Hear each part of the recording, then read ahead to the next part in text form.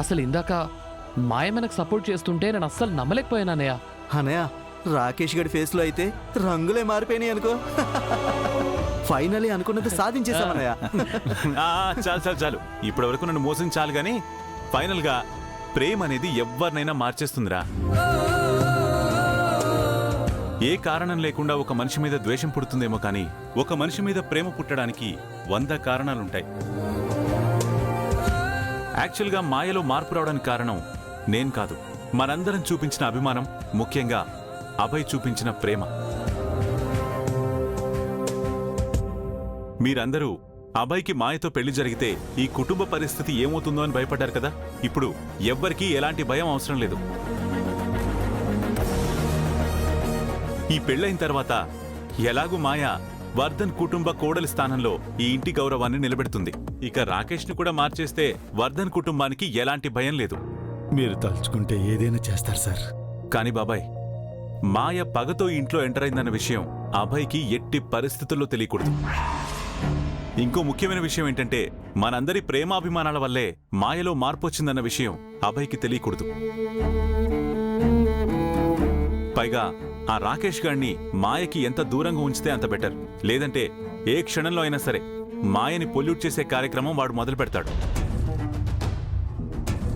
Once Abhay మాయమెళ్ళలో తాళి కడితే అన్ని వాటికవే సర్దుకుంటాయి. ఇక ఆ రాకేష్ ఒక్కళ్ళు మార్పు వస్తే మనకంతకంటే కావాల్సిందేముంది చెప్పు. అర్థమైంది అన్నయ్య, నువ్వు చెప్పినట్టుగానే అందరం అలర్ట్గా ఉంటాం. రాకేష్ మీద కూడా ఒక కన్నేసి ఉంచుతాను సార్. అన్నయ్య, మాయ మారితేనే ఎంత సంతోషంగా ఉంటే ఇక రాకేష్ కూడా మారితే ఇక వర్ధన్ కుటుంబానికి ఎటువంటి భయం ఉండదు అన్నయ్య. అనయ్య, అభయ్ మాయ పెళ్లి వరకు మేమన్ని జాగ్రత్తగా చూసుకుంటాం అనయ్య. పదరా పెద్దోడా. పద.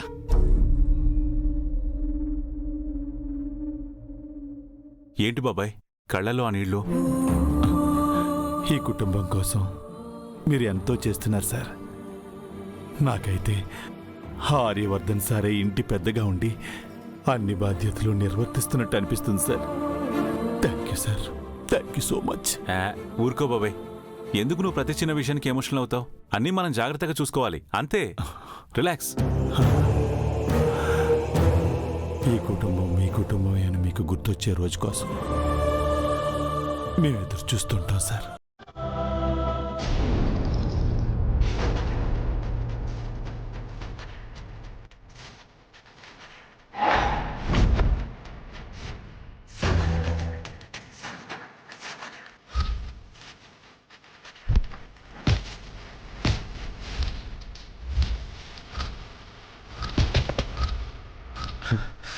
నేను ఓడిపోయాను నాన్న.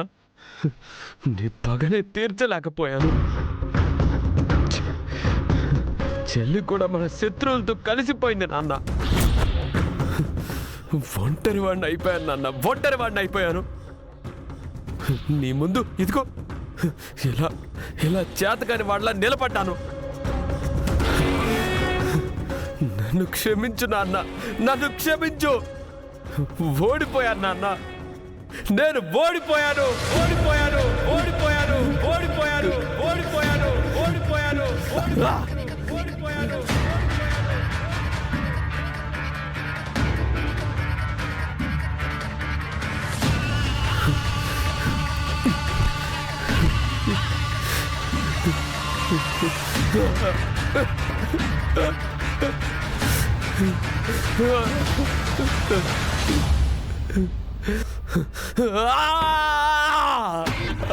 ఇదిగో రాకేష్, నీకేమైనా పిచ్చి పట్టిందా? ఇప్పుడు ఏం జరిగిపోయిందని? నీ చెల్లెలు ఇంకా అభయాన్ని పెళ్లి చేసుకోలేదు కదా. ఏదో మాయ మాటలు చెప్పి తన మనసు మార్చొచ్చులే, కంగారు పడకు. లేదు, నా చెల్లెలు పూర్తిగా నా చెయ్యి దాటిపోయింది. నా మాట వినే పరిస్థితిలో లేదు. తన కళ్ళల్లో పగ కనిపించట్లేదు, వాళ్ళ పట్ల ప్రేమే కనిపిస్తుంది. ఆ శంకర్ తనని పూర్తిగా మార్చేశాడు. ప్రేమ విలువ తెలిసిన తనకి పగ పంతం గుర్తుకు రావడం లేదు. ఇక తనని ఎలా మార్చాలి? నా వల్ల కాదేమో అనిపిస్తుంది. అవుతుంది.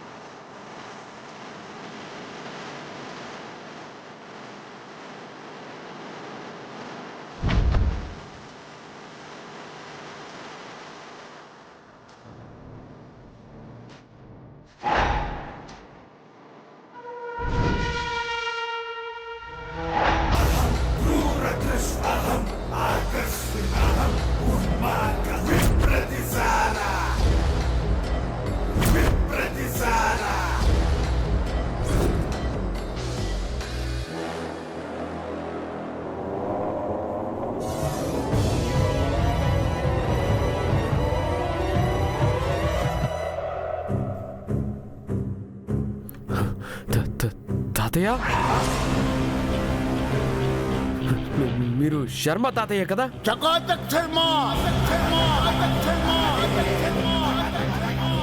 ఏంట్రా మీ నాన్న సమాధికి పడి ఓడిపోయానని ఏడుస్తున్నావు? మీ నాన్న చచ్చిపోయేంత వరకు పోరాడుతూనే ఉన్నాడు తప్ప ఏనాడు ఓటమిని అంగీకరించలేదు.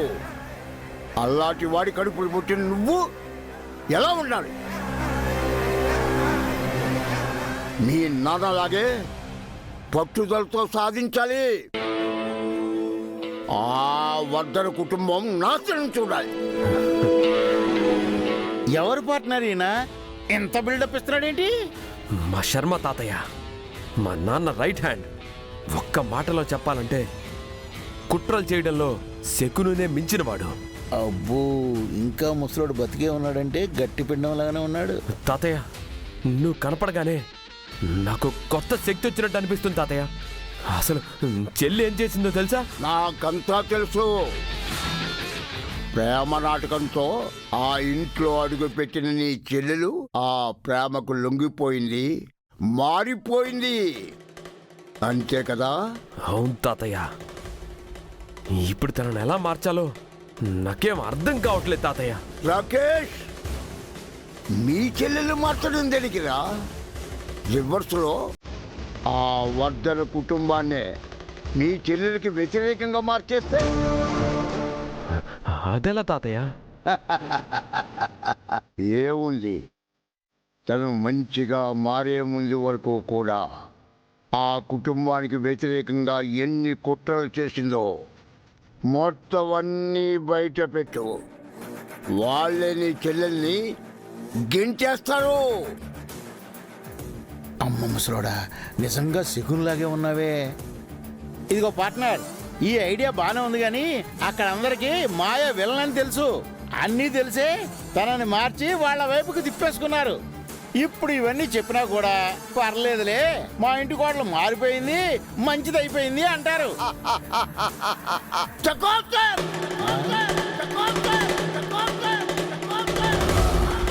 కానీ అబ్బాయి నమ్మడు. నిజమే, అబ్బాయికి మాయ గురించి నిజం అస్సలు తెలీదు. తెలిస్తే మాత్రం అస్సలు లైట్ తీసుకోడు. ఎందుకంటే వాడికి అమ్మా నాన్నంటే ప్రాణం. తన కుటుంబానికి ద్రోహం చేయడానికే మాయ వచ్చిందని తెలిస్తే మాత్రం తను అస్సలు నమ్మడు. జన్మలో దగ్గర కూడా రానివ్వడు.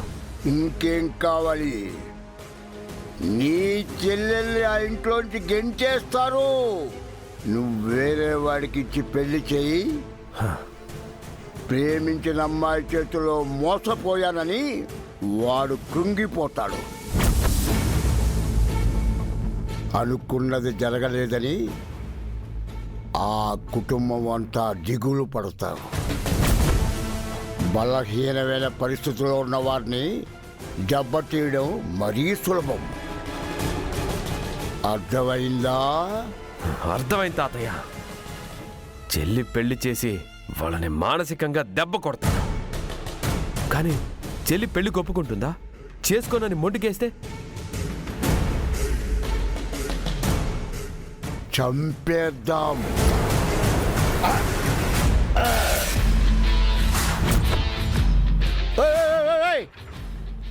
ఎవరా నువ్వు? అసలు ఏం మాట్లాడుతున్నావు? నీకేమైనా అర్థమవుతుందా? పగ్గ తీరాలనుకున్నప్పుడు తన మన భేదాలు చూడకూడదు. ఒప్పుకుండా తన పెళ్లి చేసి వాళ్ళ ఆహాన్ని దెబ్బతిద్దాం.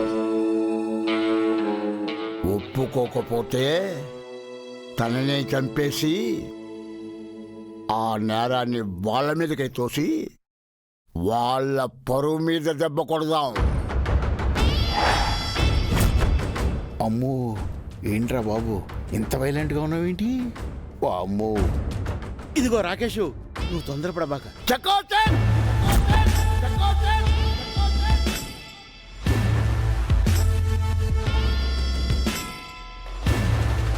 నువ్వు జోకర్ గాడివి, జోకర్ లాగే ఉండు. రాకేష్, నేను చెప్పింది చెయ్యి, అంతా నీకు అనుకూలంగానే జరుగుతుంది. అలాగే తాతయ్య, ఆ నువ్వేం చెప్తే అదే చేస్తాను. నాకు వర్ధన్ కుటుంబం మీద పగ తీర్చుకోవడం ముఖ్యం. చకాచక్ పద రాకేష్.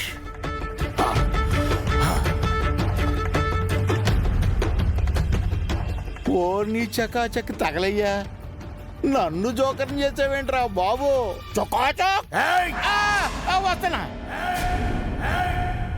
శ్రీరస్తు శుభమస్తు అవిఘ్నమస్తు. వర్ధన్ కుటుంబ వివాహ మహోత్సవ ఆహ్వాన శుభపత్రిక. స్వస్తి శ్రీ చాంద్రమానేన శ్రీ విశ్వావసు నామ సంవత్సర చైత్రమాసే శుక్లపక్షే అనగా మకా నక్షత్రయుక్త శుభలగ్నమందు లేటు శ్రీ అనురాధ ఆర్యవర్ధన్ గారుల ఏకైక కుమారుడు అభయవర్ధన్ కి హైదరాబాదు వాస్తవ్యులు శ్రీ మానికొండ జలంధర్ శ్రీమతి కవిత దంపతుల ఏకైక కుమార్తె మాయతో వివాహము జరిపించుటకు దైవజ్ఞులు మరియు పెద్దలచే శుభముహూర్తం నిర్ణయింపబడినది. కావున ఈ తత్సుముహూర్తమున తమరు బంధుమిత్ర సపరివార సమేతముగా విచ్చేసి మదర్పిత చందన తాంబూలాది సత్కారములను గైకొని మమ్మ ఆనందింపజేయ ప్రార్థన. ఇవియే అనేక శుభలేఖార్థములు. మంగళం మహత్ శ్రీ శ్రీ శ్రీ. శుభం. మొదటి పత్రిక దేవుడి దగ్గర పెట్టి పూజ చేయించండి. ఇలా ఇవ్వండి, నేనే పెడతాను. హలో గౌరీ గారు, ఇది మీరు చేసే పని కాదు, మన జస్ట్ ఈ పెళ్లికి ఆర్గనైజర్స్. ఇది ఈ ఇంటి ఆడపిల్లతో చేయిస్తే శుభం కలుగుతుంది. అలా అనకండి శంకర్ గారు. గౌరీ గారు మీరు వేరు కాదు, మనం అందరం ఒకే కుటుంబం. అబ్బాయి, అదంతా నీ అభిమానం. సరే సరే, ఇప్పుడు ఆ డిస్కషన్ ఎందుకు, కానీ ఏది ఏమైనా ఇలాంటి పనులు ఇంటి ఆడపడుచుతో చేయిస్తే అది శుభం అంటారు. అకి, తీసుకెళ్లి దేవుడి దగ్గర పెట్టు. ఇదిగో ఇవ్వు బాబాయ్. అఖి, పసుపు కుంకుమ పెట్టడం మర్చిపోకు. అలాగే. వెళ్ళమ్మా.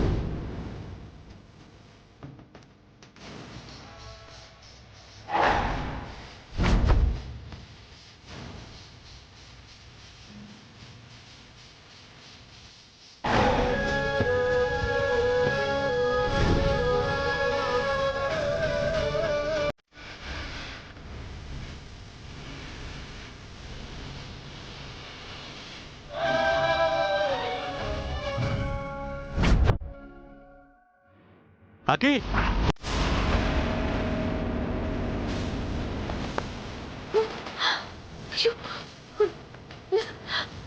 అకి బాబా, అయ్యో, అఖి. భయపడకు బాబాయ్. మ్యాట్ అనుకో. అకి, నేనున్నా, టెన్షన్ పడకు. జాగ్రత్త. అయ్యో జాగ్రత్త. ఇటీవ్ బాబాయ్.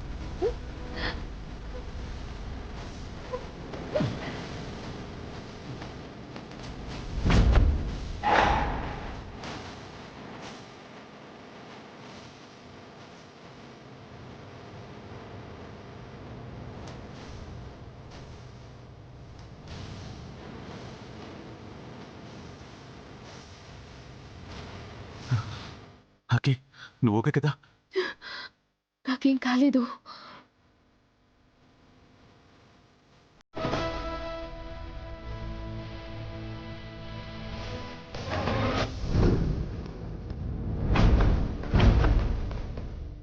శుభలేఖ కాలిపోతుంది.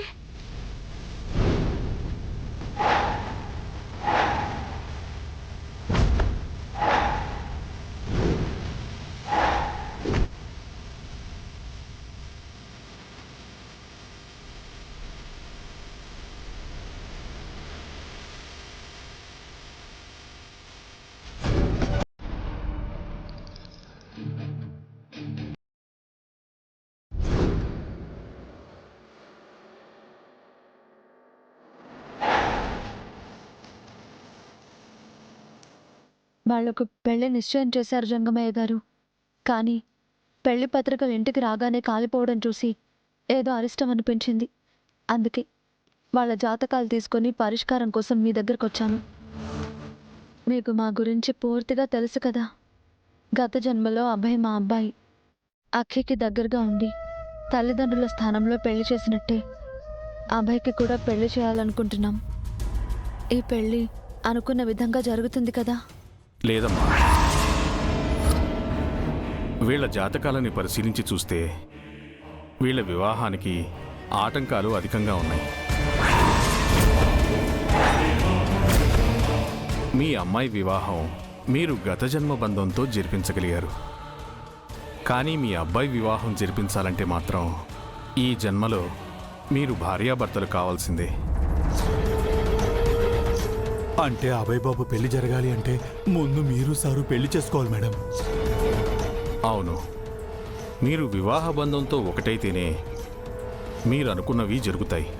లేదంటే మీరు ఏది తలపెట్టినా ఆటంకాలే ఎదురవుతాయి. మీ కుటుంబంలో కలతలు సమస్యలే కాదు, మీ మధ్య దూరం కూడా రావచ్చు. అది మాత్రం చెప్పకండి.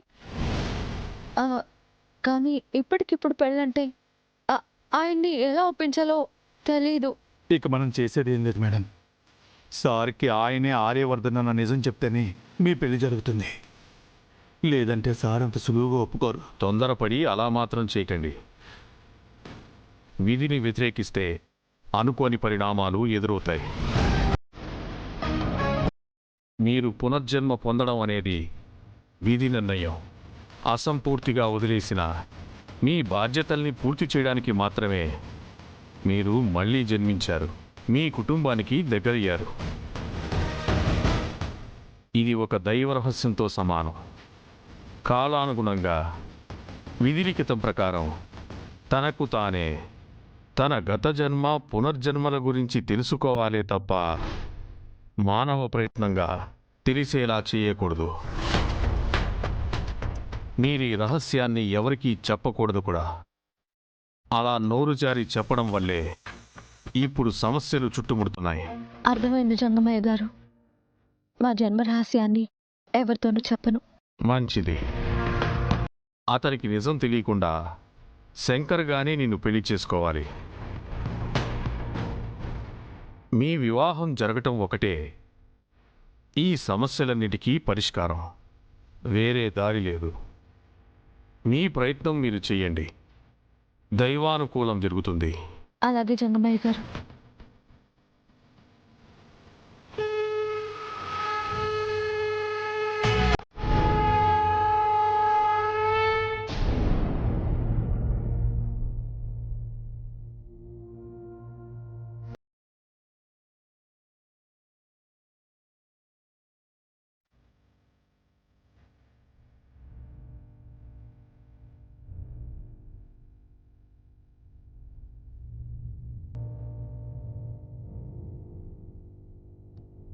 మాయా,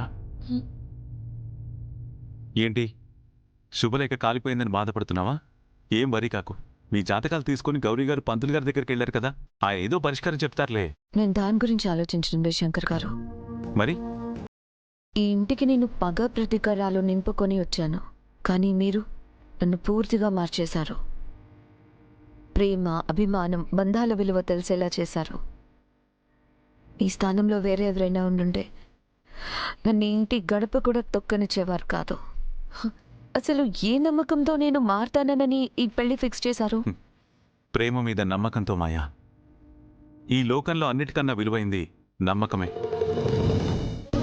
ప్రేమ కూడా ఆ నమ్మకం నుంచి పుడుతుంది. ఆ ప్రేమే నీలో మార్పు తీసుకొస్తుందని నమ్మాను. అదే ఈరోజు నిజమైంది. ఇప్పుడు నాకు చాలా హ్యాపీగా ఉంది. మీ వల్ల నా జీవితం పూర్తిగా మారిపోయింది. ఎన్ని జన్మలెత్తినా మీ రుణం తీర్చుకోలేను. అయ్యో,